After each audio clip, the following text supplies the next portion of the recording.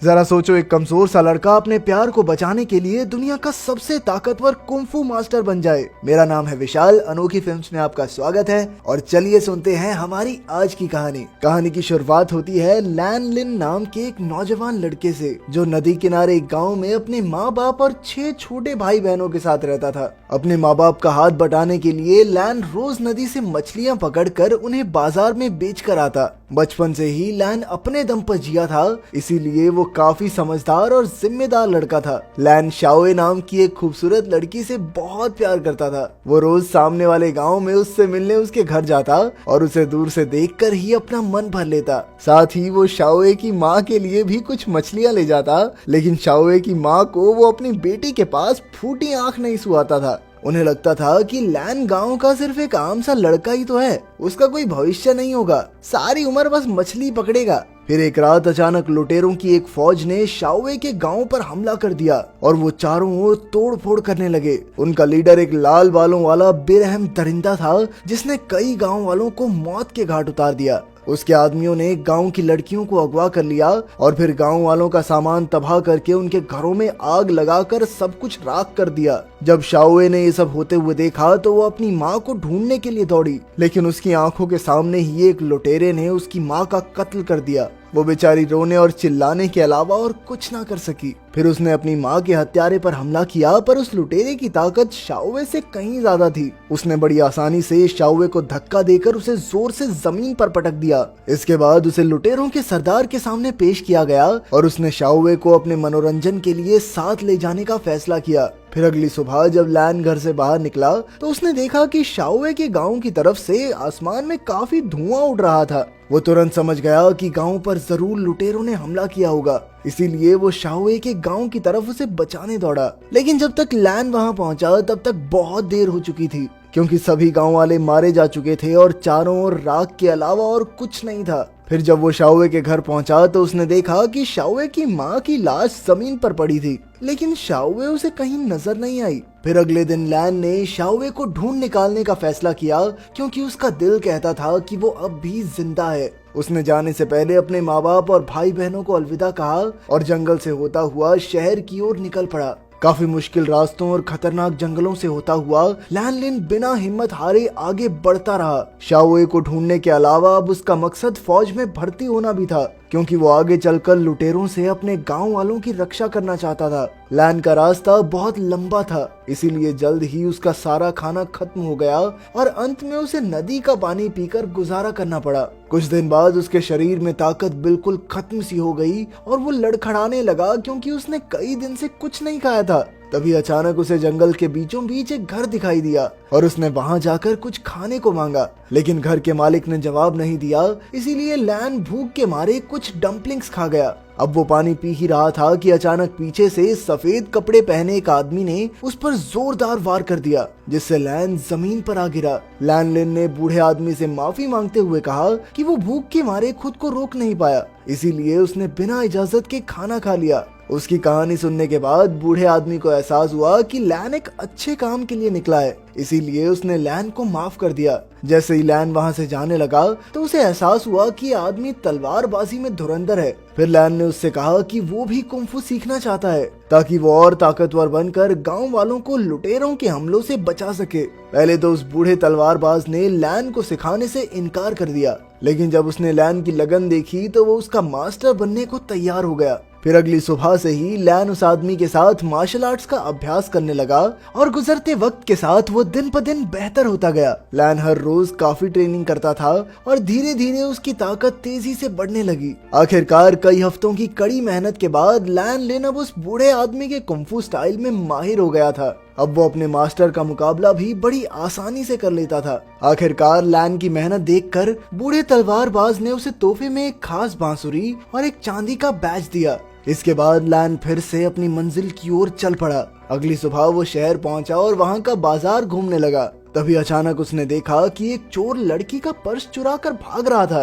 अब लैन भी उसके पीछे दौड़ा और अपनी फुर्ती से उसने बड़ी आसानी से चोर को दबोच कर लड़की का पर्स लौटा दिया। इसके बाद लैन फौजियों के सरकारी ऑफिस में पहुंचा क्योंकि वो भी फौज में भर्ती होना चाहता था, पर बदकिस्मती से इस साल की भर्ती खत्म हो चुकी थी, इसीलिए अब लैन को अगले साल तक इंतजार करना होगा। ये सुनकर लैन का दिल टूट गया और वो निराश होकर बाजार में लौट आया। तभी उसने देखा कि एक बोर्ड के पास काफी लोग भीड़ लगाकर खड़े थे। उसे पढ़कर लैन को पता चला कि शहर के मंत्री ने एक मुकाबला रखा था, जिसके मुताबिक जो भी हाईलॉन्ग नाम के एक समुद्री लुटेरे को पकड़कर उसके सामने लाएगा, उसे मंत्री सबके सामने भारी इनाम देगा। पर तभी एक नौजवान लड़का भीड़ को चीर कर आया और ये कागज उतार कर ले गया। लैन को थोड़ा शक हुआ, इसीलिए उसने इस लड़के से पूछा कि उसने एक कागज क्यों लिया। उस लड़के ने बताया कि उसका नाम चेन लॉन्ग है और समुद्री लुटेरे को तो वो ही पकड़ेगा। तब लैन ने कहा कि वो इस मिशन में उसकी मदद कर सकता है। दरअसल वो इन समुद्री लुटेरों के बारे में और जानना चाहता था।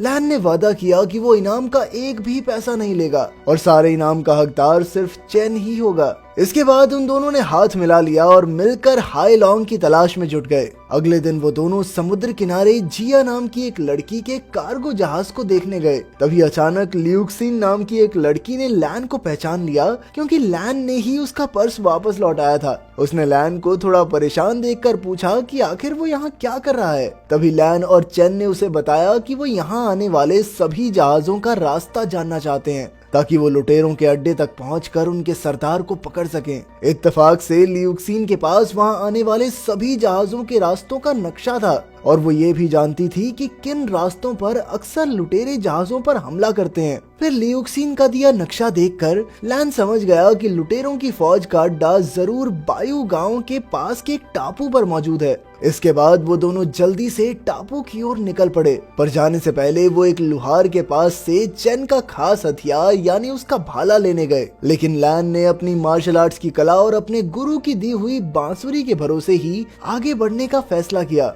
फिर अगले दिन वो जंगल के रास्ते से बायू गांव की ओर बढ़ रहे थे, पर रास्ते में वो एक दुकान पर खाना खाने रुक गए। कुछ ही देर बाद उस दुकान की मालकिन ने अपने नौकरों को कुछ लजीज खाना बनाने का ऑर्डर दिया, क्योंकि जल्द ही कोई खास उनके वहां आने वाला था। बाद में खुलासा होता है कि ये खास मेहमान कोई और नहीं बल्कि हाईलॉन्ग और उसकी लुटेरी फौज ही थी। उसे देखकर चेन तो डर गया और तुरंत उठकर बाहर चला गया, मगर लैन वहीं बैठा रहा और उसने हिम्मत करके हाईलॉन्ग से पूछा कि शाओई कहाँ है। उसकी इस गुस्ताखी से हाईलॉन्ग गुस्से से तिलमिला उठा और उसने तुरंत अपने आदमियों को लैन पर हमला करने के लिए कहा। तभी अचानक चेन भी वापस लौट आया, क्योंकि बीच रास्ते में उसका घोड़ा थक गया था और उसे एहसास हुआ कि लैन को मदद की भी तो जरूरत होगी। इसके बाद उन दोनों ने मिलकर हाईलॉन्ग की फौज का सामना किया और काफी धमाकेदार लड़ाई के बाद जीत उनकी ही हुई। लैन ने हाईलॉन्ग का सर धड़ से अलग कर दिया और फिर इसे सबूत के तौर पर शहर के मंत्री के पास ले आया। आखिरकार उसने चेन के साथ मिलकर ये नामुमकिन काम कर दिखाया था। दोपहर को वो दोनों मंत्री के ऑफिस में पहुंचे और मंत्री ने उन्हें जश्न के लिए अंदर बुलाया। इसके बाद वो दोनों मंत्री के साथ बैठकर शराब पीने लगे, पर अचानक ही दोनों बेहोश होकर गिर पड़े। असल में मंत्री ने ही उनकी शराब में नशे की दवाई मिला दी थी। असलियत तो ये थी कि उसने मुकाबला तो रख दिया, लेकिन अब वो इनाम का पैसा नहीं देना चाहता था। इसके बाद वो चेन और लैन को बंदी बनाकर लुटेरों की फौज के सामने ले आया। तब ये खुलासा होता है कि मंत्री ने उनसे भी एक खुफिया डील कर रखी थी, जिसके मुताबिक उसने लुटेरों के सरदार के हत्यारों को पकड़कर उनके हवाले कर दिया। इस तरह मंत्री ने मुकाबला रखकर पूरे शहर से वाहवाही लूटी और लुटेरों का काम भी कर दिया। ये मंत्री सारे एक जैसे होते हैं क्या? इसके बाद लुटेरों के नए सरदार ने उन दोनों को एक खंबे से बांधकर उन पर कई अत्याचार किए। अचानक हम शाओवी को देखते हैं, जो वहीं मौजूद थी। वो चुपके से ये सब देख रही थी, इसीलिए उसने उन दोनों की मदद करने का फैसला किया। उसकी मदद से वो दोनों छिपते छिपाते लुटेरों के चंगुल से भाग निकले। बाद में शाओवी ने लैन के घावों पर मरहम लगाई। उसे जिंदा देखकर लैन बेहद खुश था। उस रात चेन, लैन और शाओवी ने मिलकर आने वाले हमले से निपटने का प्लान बनाया। लैन को पूरा विश्वास था कि लुटेरे कल उनके गांव पर हमला जरूर करेंगे, इसीलिए उन्हें इस लड़ाई में गांव वालों का साथ चाहिए होगा। लेकिन जब लैन और चेन ने गांव वालों को लुटेरों का सामना करने को कहा तो सभी डर गए और लड़ने की बजाय भागने की सोचने लगे। खुशकिस्मती से गांव के जवान लड़के उनकी मदद करने को तैयार हो गए और फिर उन सब ने मिलकर गांव में जगह जगह कई जाल बिछा दिए। अगले दिन जैसे ही लुटेरों ने गांव पर हमला किया तो लैन की टीम ने अपने बिछाए हुए अलग अलग जालों की मदद से उन्हें कब्जे में कर लिया। फिर लैन, चेन और शाओवी ने मिलकर उन सब का सामना किया। लुटेरे उन तीनों पर भारी पड़ रहे थे, लेकिन ऐन वक्त पर गांव वाले भी अपने हथियार लेकर उनकी मदद करने आ पहुंचे। काफी जबरदस्त लड़ाई के बाद लैन और गांव वालों की जीत हुई और उन सब ने मिलकर लुटेरों को बढ़िया सबक सिखाया। अब वो समझ चुके थे कि अगर वो एकजुट होकर रहेंगे तो कोई उनका कुछ नहीं बिगाड़ पाएगा। अगर वीडियो पसंद आई तो लाइक कर देना, चैनल को सब्सक्राइब कर देना। मिलते हैं अगली वीडियो में।